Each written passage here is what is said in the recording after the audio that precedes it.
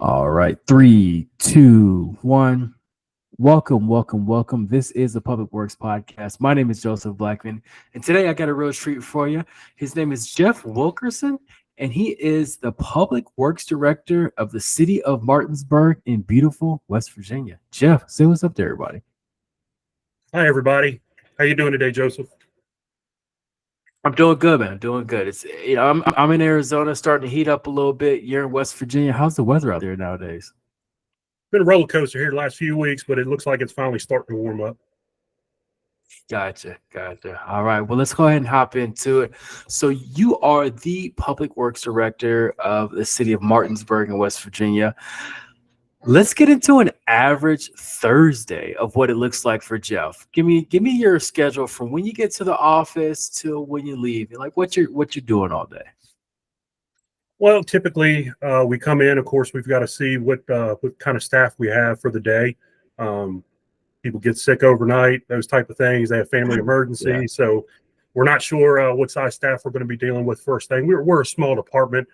We have about 45 employees in four different departments. So if two or three people call off or get sick or have issues they have to deal with, that can change how we do things on a daily basis. So we start there. Then typically we have a day planned out for any activities that need to be taken care of.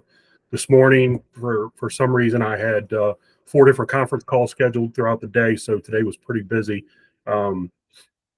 Couple meetings had to deal with, and then your typical employees putting out fires, things of that nature. Nice, nice. That sounds like the standard public works director day in the life. But it's interesting you started off with, you get there, then you see what kind of staff you have to work with. And we'll kind of dive into that a little bit later on just overall, like the supply chain of talent coming into the industry and also those leaving the industry. But I kind of want to talk about Jeff's career path. What got you into the industry? Give us I guess, a brief synopsis of your career path. And again, I asked this question so a youngster can listen to Jeff's episode and go, Jeff started here, and ended up as a director. So give us your trajectory, graduating high school, leaving high school, all the way up to today. Well, I grew up 20 minutes outside of Washington, D.C., in a little town in Maryland. I moved to West Virginia in 1991 to go to college at Shepherd University. Didn't quite finish college then, but I loved West Virginia and I enjoyed the environment. So I've been up here ever since. Fell in love with the area. Married with three kids, all three kids born and raised here in Martinsburg. Um, Ended up leaving college. Had to get a full-time job. End up being in the cement industry for 14 years. Left there when they announced that they were shutting that plant down, and I became a project manager for a road construction company in Maryland, and worked there for about 5 years. And then this opportunity came up in 2010, and I was lucky enough to be the qualified candidate. Nice, nice. And answer this for me. Did you know, I guess, not about public works, but just kind of what the scope of the position would be? Like, have you ever heard about it before? Have you seen it anywhere before? No, not really. I, heard Public Works. I knew the name. I knew it was a government entity, department, those type of things. But I really didn't know exactly what Public Works did. Like I said, I was a project manager at the time when I saw the opening. I was, getting tired of driving an hour back down towards DC for work. I thought, wow, this is going to be a nice, be able to get a job right in the town I live in would be great. So I spent a week redoing my resume, researching the position, trying to find out as much information as I could. The city was did a very good job of through going through the interview process. I went through two or three separate interviews, probably about 8 hours total. They were very thorough. They wanted to make sure that Wow. they had the right person for the position, because the person before me, he had been in this role uh, for over 40 years. Wow. So you took over a role that a guy was there for 40 years. And tell us, I guess, what that was like, because when somebody's in a role for 2 years, they can kind of put their own imprint on it. Not saying bad habits, it could be good habits, it could be different habits, it could be different ways of operating. But for 40 years, how was it to kind of take the ball and then carry it to the touchdown from there? Well, when I came in, I just didn't want to, I had to analyze and evaluate everything first. I had to see how things had been going for the last 20, 30 years, get to know my employees, let me know what resources we had. So that takes some time.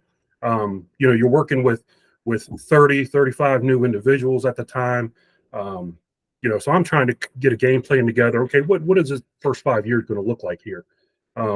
What needs to be done? Are there any changes need to be made? Are we running an effective program? So it didn't take long for me to find some deficiencies, some things that we needed to change, just to get things kind of up to speed, to get everybody on the same page. And of course, when you're new and you come in and make changes, I didn't want to make a lot of changes just for change's sake. I just only made changes if it was needed. The big thing, and we'll talk a little bit more later about, is safety. Proper personal protective equipment that the crews weren't using, those type of things. And then later down the road, as time went on, we just made changes. Get a little pushback at first, especially when you have people that have been here for 20, 30 years, and we've done it this way the whole time I've been here. Why are we changing it? Well, we're going to see if we can be a little more efficient. If it doesn't work, we can always go back. Yeah, what would you advise to someone who, like, you were the new guy, Mm-hmm. and but you were at the top of the totem pole, so to say, you're public works director. So what would you advise to somebody who's going to get dropped into a position where they're the new guy on the block, and they have a fresh perspective of everything, but they're at the top of the totem pole, or they're the top man on the line? What would a mindset shift be just to make it the smooth transition? Probably the first thing is have a vision, know where you want to go, know the direction, ask questions. I didn't come in here acting like I knew everything, because I didn't. The gentlemen that have been here for 20, 30 years, they know how to do their job. They know what they're doing. So there was actually a time period where I was kind of learning from them as well. Now they're in their own mindset, because they've been working and doing the same thing for all these years. But as I come in and I see how they're doing it, and I see what other options there are, that's about the time when you want to talk about or think about making a change. Hey, if we can purchase this piece of equipment, we can do this twice as fast. If the budget's there. That was one thing. We didn't have a whole lot of equipment. The guys were still doing a lot of the jobs manually. So that was one of the first things I did, was get a list together of equipment that we would probably need in the future. And then, of course, there was a culture change that had to be done. We've been working on changing our culture for the last 13 years. We're not done yet, but we're getting there. Gotcha. And since you're out of the transition period, what would you advise somebody who's younger and they ask you, well, Jeff, what would be the number one skill set I can pick up to be successful at what you're doing today? What would that one skill set be? The biggest thing for me is conflict resolution. We live in a smaller community. We still have residents and business owners and people in the community. They'll come right in the office, and as soon as you open the office door, our administrative assistant in my office is right there. So there's times where I have angry residents that come in, and where's Jeff Wilkerson? I need to talk to him. And so they're upset about something. So you've got to take the time and you've got to deal with it. And usually, if you let them vent for a little bit and reassure them that you're going to try to get the problem resolved, they're usually in a lot better mood when they leave. But conflict resolution with residents, business owners, elected officials is really an important skill set to have. Gotcha. It's usually the general public doesn't know the name of the public works director, so you're in a special place there. Yes. All right. It is story time. I need a story from Jeff when something went wrong under your watch, what you did to fix it, and then what lessons you learned from it to apply to your future career. Well, probably the one that happened 10, 12 years ago, and I honestly still think about it every day. It was a safety issue. We had guys working out on the street, and the work zone was not set up properly. We had a meeting. There was 4 individuals. We had a meeting the day before about how I wanted them to set everything up and try to make it as safe as possible, because safety and communication are the 1 and 2 most important things that I try to pass on to other people. Safety's number 1. I want everybody to go home the same way they showed up in the morning. Communication, if I explain something to you and something needs to get done and it doesn't get done properly, either I didn't communicate what we needed right, or somebody wasn't listening. So there's also a lot of conflict resolution with communication. If back to when I was making changes, I would take the time to explain to the individuals why we were making this change. And when I started doing that, they were more perceptive to the change. They understood it a little better. It wasn't because I was just saying, look, I'm the one in charge now, this is how I want it done. No, we need to do it this way because of A, B, and C.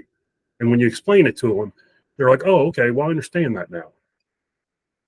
So back to the safety portion of it, the work zone was not set up properly.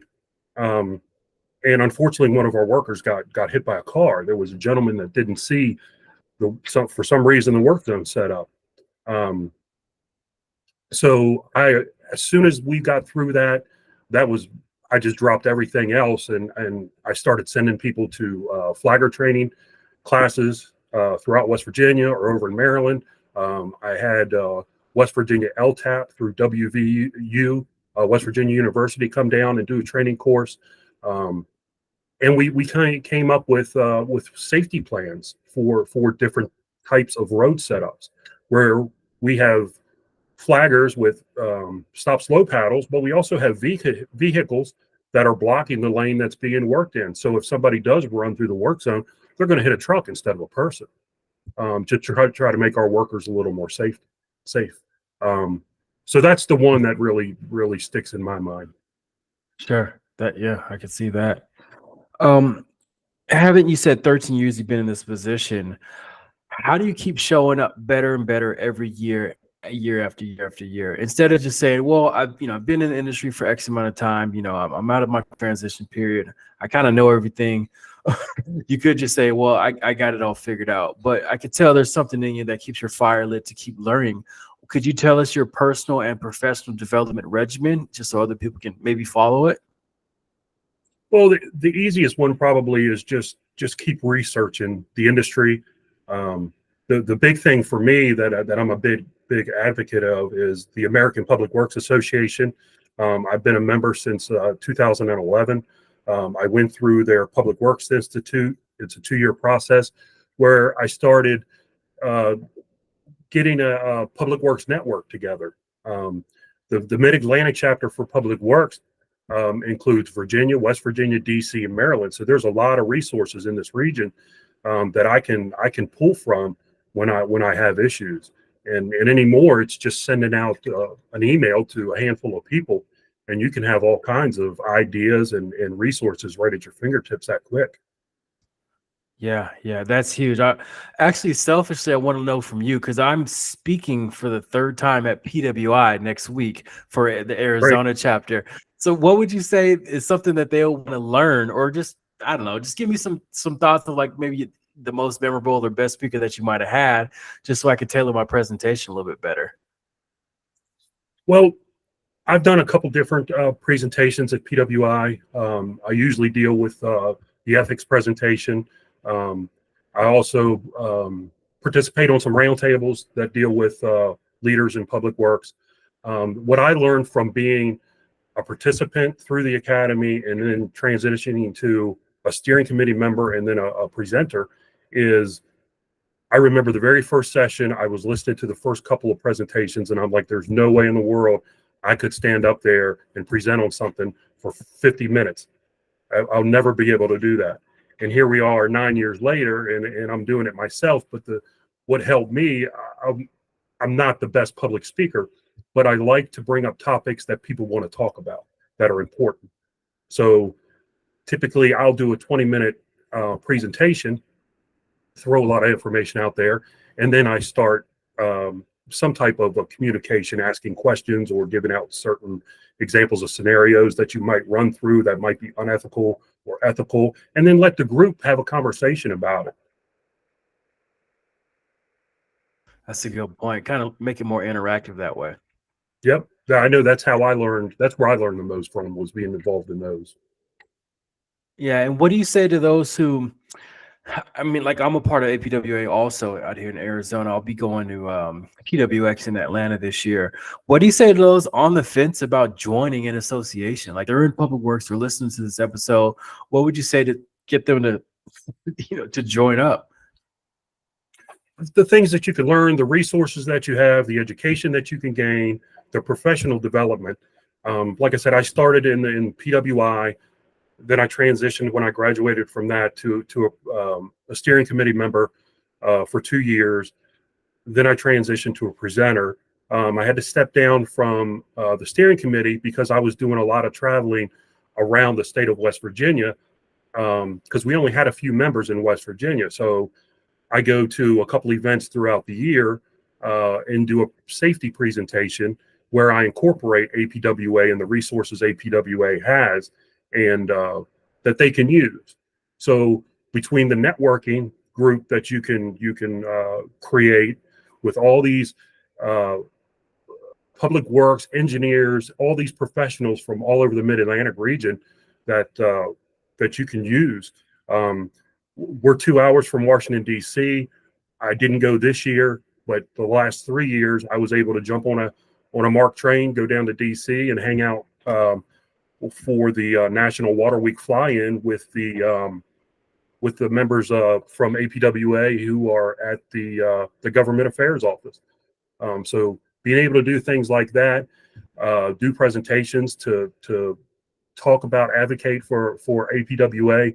The big thing is the education. If you're an up-and-coming leader, if you have leaders, future leaders in your departments or your organizations, if you have a local PWI, I would really suggest sending them to those because it's a great resource. They're going to meet people there that they're going to talk to and deal with the rest of their careers, and the professional development. If I had not been a member of APWA, I probably wouldn't be doing some of the things that I'm doing now. Yeah, no, I can totally concur with that. It always kind of reinvigorates the soul when I get around others who are in an association. They're all about that industry that you're in. It kind of gives you that oh, this is why I'm doing what I'm doing. Everybody marching to the same beat, which is pretty cool. All right, let's say I asked, a friend of yours, somebody that knows you, but they don't work with you. And I said, what does Jeff do all day, every day? What value does he provide to the community? What would they get totally wrong in answering that question? Most of them would probably say he works for the City of Martinsburg. Well, what does he do for the City of Martinsburg? Well, I'm not sure. There's a lot of the public would feel the same way. I think they hear Publc Works, but I don't think they know exactly what Publc Works, how much Publc Works actually does. I know I hear the comment a lot where I'm dealing with an individual for maybe a stormwater issue, and then I end up dealing with them down the road for a sanitary issue or a street issue or trees or snow removal, and they're like, "Wow, you deal with all this too?" And it's such a big, broad. Publc Works is so broad. There's just so many things that we do, and most people, unfortunately, just don't know. That is true. That is true. All right. Let's say your commission to put up a billboard, and this billboard is in the most trafficked area of Martinsburg. What ask of your community would you want to put on this billboard in regards to Publc Works? I would probably have a picture of a Publc Works employees doing some type of a function, whether it's a street department, road repairs, tree trimming, or sanitary, garbage or recycling, and just have some quick, simple message. Please respect our workers and thank them when you see it, when you talk to them. Just something that simple. Simple. In regards to workers, what have you seen out there? Because again, one of my passions is workforce development. The silver tsunami that we're in, gentlemen like yourself going to be retired in the next 5 to 10 years. we don't have enough youngsters coming to backfill certain positions in the industry. What have you seen in regards to attracting, um, attracting, training, and then retaining young talent to keep them and get them in the industry? Well, when I started in 2010, our department was mainly older white males over 40. Since then, we've been able to attract females. We've been able to attract other minorities, and we've been able to attract a lot of young workers who are interested. And before we weren't getting those applicants. Over the years, HR has reached out to different platforms that make it much easier, especially for the younger generation, to find our job openings or to see our advertisements. So using social media and digital applications have been a big help for us. The one big thing that I thank City Council for is they've increased City of Martinsburg wages 16.5% in the last 3 years. So that's really bumped us up to compare, because we're bordered between Virginia and Maryland, and you could drive 20 minutes either way and make several more dollars an hour. So that was taken away from our talent pool that we were able to attract people from. Wow, I mean that's probably a heck of a battle. 20 minutes and they can make $7 more. Whew, that's tough. Yeah. Hard to see that. All right, so I always like to leave a space on the show for you to thank mentors you had along your journey. And then also, I want you to give a word of inspiration and motivation to your fellow public works director counterparts around the country. First of all, with mentors, I've been lucky enough to work for two really good city managers. Mark Baldwin was the gentleman that hired me 13 years ago, and he worked with me. He knew I had not been in public works before. I had not been a department head. I'd been supervisors. I'd been project managers in other industries. But he had he had the time and the patience to work with me and to work with my vision and to get the department where we felt it needed to be. And then our current city manager, Andy Blake, is really good about helping me with our vision and getting us to where we need to be. So those two have been really big helps in my professional career here at the City of Martinsburg.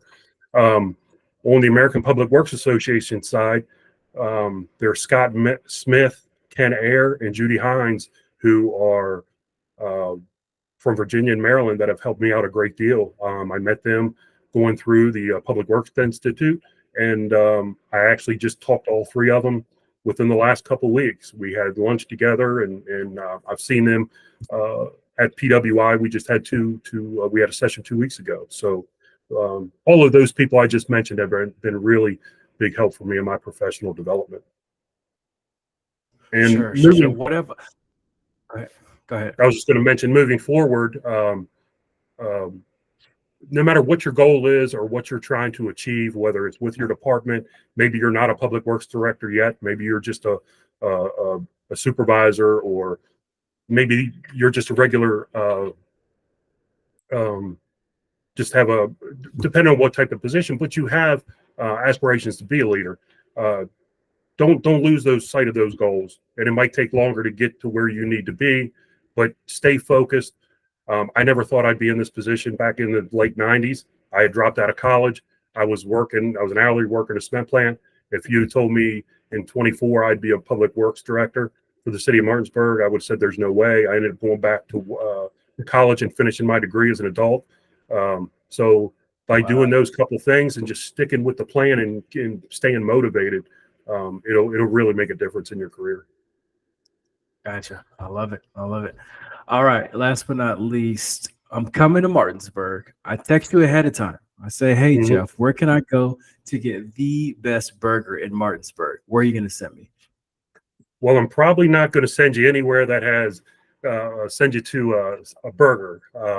Pepperoni rolls are really good in West Virginia, and it's a staple. Pepperoni roll. What is a pepperoni roll? I know what pepperoni is. I know what a roll is, but what is a pepperoni roll? Well, the real quick history comes from the mining industry. The coal miners, their wives, would pack these pepperoni rolls as basically dough, cheese, and pepperonis, and put them in their lunchbox, because they ate lunch where they worked, which a lot of people still do. in certain industries. So they had to come up with something that didn't have to have a lot of refrigeration, and that could last a couple hours in a lunchbox. So that's kind of where it started. But today you can find them everywhere. If you come to Martinsburg, you got to stop at King's Pizza and get a pepperoni roll. I think they're the best around. But you can find, when you're in West Virginia, you can find them in convenience stores, supermarkets. And if you like pepperonis, they're really, really good. Okay. All right. Pepperoni rolls it is. King Pizza. Well, Jeff, Yeah, thank you for hopping on the podcast. Go ahead.